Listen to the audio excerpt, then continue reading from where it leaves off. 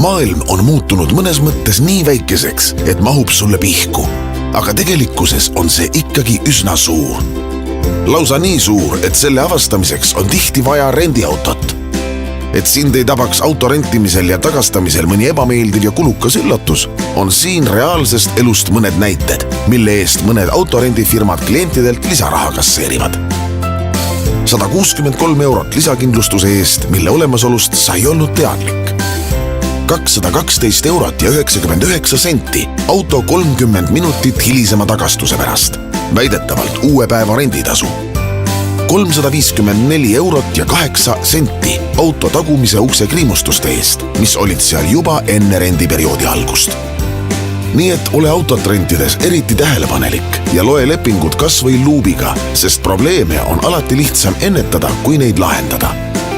Kui siiski on mõni lahendamist vajav probleem tekkinud, näiteks on sinu krediitkaardilt võetud maha rohkem raha, kui teenus maksis, siis saad abi selleks puhuks loodud üle-euroopalisest tarbijanõustamiskeskusest ehk European Consumer Center'st. Selle Eesti osakond asub Eesti Tarbijakaitseameti juures ja peamiseks ülesandeks ongi aidata tarbijatel lahendada piiriüleseid tarbijakaebusi. Saame sind aidata, kui sul on probleeme mõnest Euroopa Liidu riigist, Norrast või Islandilt renditud autoga. Sul on alles kõik rendilepinguga seotud dokumendid. Sa oled juba võtnud kirjalikult ühendust tehingu teise poolega ja andnud talle võimaluse probleemi lahendamiseks. Kui need tingimused on täidetud, siis võta ühendust ECC Eesti osakonnaga.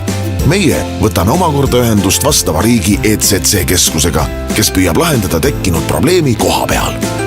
Aitame leida lahenduse. ECC.